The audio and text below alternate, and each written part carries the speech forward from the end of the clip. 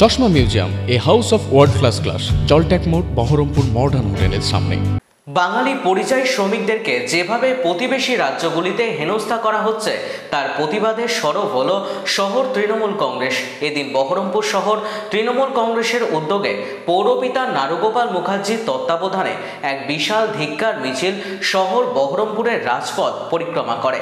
প্রায় 500রও অধিক তৃণমূল কংগ্রেসের কর্মী ও সমর্থকদের নিয়ে আজ শহর বহরমপুরের একাধিক রাজপথ পরিক্রমা করলেন পৌরপিতা নারুগোপাল মুখার্জি।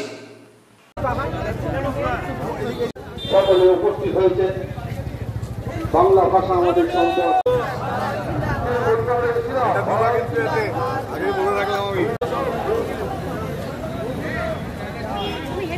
আমাদের মাননীয় নেতা রাজ্যের সভাপতি সুব্রত বক্সী মহাশয় আমাদেরকে কর্মসূচি দিয়েছিলেন। সেই কর্মসূচিটা আমরা রূপায়ণ করলাম। আমাদের আরও প্রোগ্রাম আছে, 9 আগস্ট আছে, আজকে নানুর দিবস প্লাস ভাষা আন্দোলন। মুখ্যমন্ত্রী 21 জুলাই থেকে যেভাবে বাঙালি ও বাংলা ভাষার ওপর ভাষাভাষীতে অত্যাচার হচ্ছে গোটা ভারতবর্ষে বিভিন্ন স্টেটে যেখানে বিজেপিরা ক্ষমতায় আছে, এগুলো নিয়ে একটা আইনি লড়াই চলছে, প্রতিবাদ চলছে পার্লামেন্টে। পাশাপাশি হচ্ছে আমাদের এটা নিয়ে রাজনৈতিক কর্মসূচিও চলছে, অর্থাৎ বাংলা এবং বাঙালিদেরকে আশ্বস্ত করা যে আপনারা ভয় পাবেন না, আপনাদের পাশে মুখ্যমন্ত্রী আছে এবং আইনি সমস্ত রকমভাবে পশ্চিমবঙ্গ সরকার আপনাদের পাশে রয়েবে এবং আপনি আপনার অধিকারে নিজের ভাষা স্বচ্ছন্দে বলবেন। ইতিমধ্যেই জানেন যে আমাদের যে ভাষা আছে অর্থাৎ 8 শিডিউলে অর্থাৎ বলা আছে যে বাংলা ভাষা আপনার 22টার মধ্যে আমাদের 8 নম্বরে আছে। তো সেই জায়গা থেকে আমাদের এই ভাষার গুরুত্ব কতটা আছে সেটা ভালো করে গোটা সংবিধান জানে, তারা পার্লামেন্টিয়ান যারা আছে তারা জানে, যারা মারছে তারাও জানে। এছাড়া আমাদের যেটা রয়েছে গোটা বাংলায় শুধু ভারতবর্ষ নয়, গোটা পৃথিবীতে 28 কোটি মানুষ কথা বলে। আপনি ইউএসএতে যান, ইউএই যান, আপনি লন্ডনে যান, প্রচুর বাঙালি আছে, ওখানে বাঙালি পাড়া আছে, ক্লাব আছে, যেখানে গোটা ফার্স্ট ওয়ার্ল্ড কান্ট্রিগুলোর সমস্যা নেই বাঙালিদেরকে নিয়ে, বাংলা ভাষা নিয়ে। সেখানে আমাদের দেশের মধ্যে তার অধিকারে বাংলা ভাষায় কথা বলছে, কী সমস্যা হবে?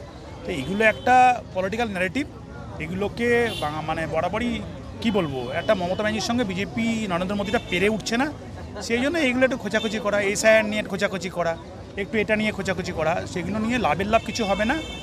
অর্থাৎ একটা রাজনৈতিক কর্মকাণ্ডে পেরে উঠছে না, ডেভেলপমেন্টের প্রতিযোগিতায় পেরে উঠছে না, অন্য কোনো এজেন্ডা নেই, এই এজেন্ডাটা এস্টাবলিশ করছে। এদিকে বিজেপির কত এজেন্ডা আছে, সামাজিক সুরক্ষার প্রকল্প শুধু একটা বলি, আজকে আরও ডেটা বেরিয়েছে 1,21,00,000 টাকা আপনার আয়ুষ্মান ভারত প্রকল্পে ডিউ আছে।